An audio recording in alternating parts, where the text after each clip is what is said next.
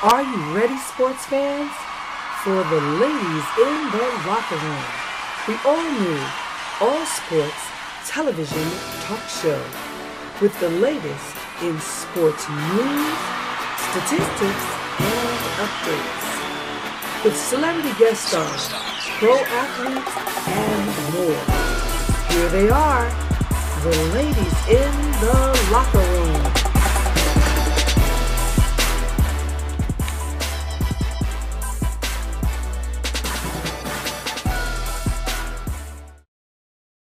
Welcome back to Ladies in the Locker Room. Now we're going to see what's going on in sports this week. Next up, our Sports Quickie. First on deck, Myrene. Thanks, Hattie. Hi, guys. I'm Myrene, and I just wanted to touch down on a little sensitive subject that came to my awareness this week. It's about Mr. Clinton Portis of the Washington Redskins coming on to about a remark about a female reporter being in the NFL locker room, and I quote, and bear with me because it is a little long, "I think you put women reporters in the locker room in position to see guys walking around naked, and you sit in the locker room with 53 guys, and all of a sudden you see a woman in the locker room. I think men are going to tend to turn and look at and want to say something to that woman." He continued, "You know, somebody got to spark her interest, or she's going to want somebody. I don't know what kind of woman won't if you get to go and look at 53 men. I know you're doing your job, but at the same time, the same way I'm going to cut my eye if I see somebody worth talking to. I'm sure they do the same thing." The NFL called the comments offensive, and the Redskins later released a statement that included an apology by Mr. Porter. Mr. Porter was a little mum about the situation later on in the week when he had a chance to explain himself in the locker room while being interviewed by a male reporter. But while they were asking him a few questions, his fellow teammate, Mr. Albert Hainsworth, will put a piece of tape over his mouth, and all the while he carried a spiral notebook with quotes just as, "Thanks for coming," and "Have a nice day," and "God bless you." Yes. God bless you. We women have come a long way, and where I say we women go out there and put your head up high, because being as a female reporter and having all you guys out there watching us, I think that when you go out there with your chins up, and we have a mind, we have a voice, and we have a heart, and we're gonna be here for a while. And as being part of one of the women's and the ladies in the locker room, I say you go out there and do your thing, ladies. And I'm gonna leave you with my life quote: "In my 5-inch heels, I will lead to succeed." Back to you, Kristen. Thank you so much, Myrene, and thank you everyone for joining us this week. I am Kristen, and I'm going to talk to you about one of the biggest stories in the NFL this week, and that is seeing ex-Falcons player Michael Vick back in the starting position as a quarterback. That's right, he has not started a game since 2006, and this weekend on Sunday against the Detroit Lions, we're going to see Vick starting at quarterback for the Philadelphia Eagles. Now, he is in this week due to Kolb's injury, but when we look at the pure numbers, he should have been in from the get-go. We had 152 completion. We got 11,766 yards. He's thrown for 73 touchdowns. On top of that, he's got an excellent quarterback rating, about 76.9 compared to Kolb, that's around 60. We've also got Vick going for 4,000 yards rushing. We've got him 23 touchdowns rushing. What does this kid have in comparison to Michael Vick? I can't even figure out why he was starting in the first place. So God rest his soul. I hope that he's okay, not that he's passed, but I think that he's passed in terms of the quarterback position. We're going to see Michael Vick, who has a vengeance to unleash on the NFL, come out, starting his first game since 2006, where he was a #1 draft pick overall the year before, and he was amazing with the Falcons. So no team can really keep Vick in the pocket, and I'm not expecting the Lions to be able to do it. Not healthy, and certainly not with 4 of their starting defensive players injured. We've got middle linebacker Levy, who's injured. We've also got 2 safeties injured, and we've got the cornerback, Wade, injured. Now, we're probably going to see all of them on the field, but they're not going to be at 100%. But you know what? It's not going to be an excuse. Even if they were at 100%, 150%, they would not be able to contain Vick. So what I'm expecting is something like a 31-3 game in favor of the Philadelphia Eagles this week with Michael Vick back starting at quarterback. So, you know what? We'll look at it. We'll see what it is next week. And you know what? Even if that 31-3 isn't right, I bet you that Vick has a vengeance. He's coming out with it, and he is really going to serve it up to the Detroit Lions this weekend. Thank you. And you know what? I'm going to pass it on over to Andrea. Thank you, Kristen. My name is Andrea Lang, and my 1-minute segment will be covering tennis. Marietta, Georgia native Melanie Udan lost Monday to the number 2 seed Radwanska 6-4-7-5. Udan pulled the biggest upset in the first week of the tournament by beating former number 1 Jelena Jankovic.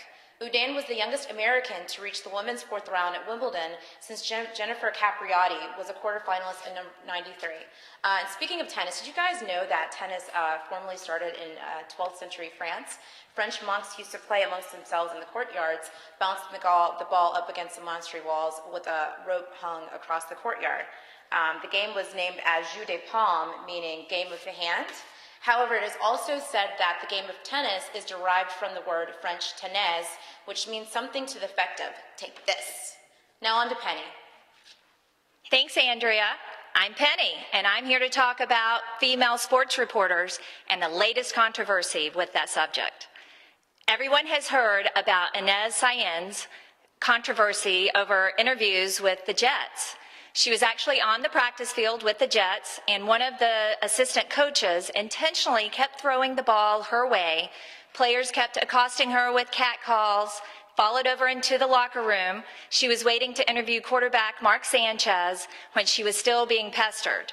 She tweeted later that day that she was dying of embarrassment, and she felt so uncomfortable with the situation that she went to the NFL with this problem. Now, the NFL has taken this very seriously, and they are currently scrutinizing the Jets. They're under investigation. And to Miss Inez, she does dress very provocatively. She's known for being very sexy while she conducts her interviews, and she has even self-professed that she is the sexiest reporter in Mexico. Now, because of this, the NFL issued a statement today that they are adding some rules. They are implementing a training program that all 32 NFL teams have to abide by. Each member of the team is required to complete training on proper conduct in the workplace. This is a huge deal, and even Jets owner Woody Johnson apologized to Miss Inez, and I have no doubt that Miss Inez can keep wearing her sexy outfits, and she is going to get so many more NFL interviews. I'm Penny, and I'm handing it off to Leah. My name is Leah, and I'm going to do your 1-minute segment on college football. Gators are playing Tennessee today, minus Chris Rainey. Florida wide receiver Chris Rainey was arrested last Tuesday and charged with aggravated stalking, third-degree felony, and allegedly sending a former girlfriend a threatening text message. Are you serious, Chris? In the information age where people shouldn't do anything they don't want everyone to know about, where people can Facebook, they text, they Twitter, they can follow everyone's lives on a moment's notice, and you can actually track a text like that, and you go and do that and mess up the game for all of us this weekend.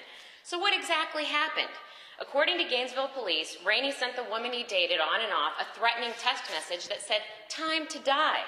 After she received the alleged text, she called police and he was arrested on Tuesday. Rainey was released from jail on his own recognizance in order to have no contact with the alleged victim. But what's interesting is the alleged victim actually changed her story, dropped the charges, and saying she wasn't really concerned about being afraid of Rainey. She was concerned about public retribution for what happened. She also asked that they drop these charges. I couldn't believe it. Coach Urban Meyer, who is known to suspend players for improper behavior, said that Rainey is currently not a part of the team. But in my mind, however, this poses a bigger question. For the past 6 seasons and under Coach Urban Meyer's watch, there have been 27 arrests of the Florida Gators. Are you kidding me? Chris is only the 27th guy who's arrested. What's going on at the Swamp? Tennessee fans, however, are ramped up to taunt the Florida Gators. They're wearing orange Time to Die t-shirts referencing the alleged text. Meyer remains positive, however, moving Omarius Hines into Rainey's position. Omarius has been playing a hybrid position this year as wide receiver and tight end. My advice to Omarius going forward, play hard, do the right thing, and please do not be the 28th arrest for Florida. And that was your 1 minute in college football. I'd like to introduce Karee. Thanks, Leah. I'm Karee Shaw, and this is my sports 1 minute quickie. Let's talk about Miami Heat. They moved their training camp 600 miles away from South Beach to Fort Walton Beach on an Air Force base. I think it's a great move. They want to keep the media friendly.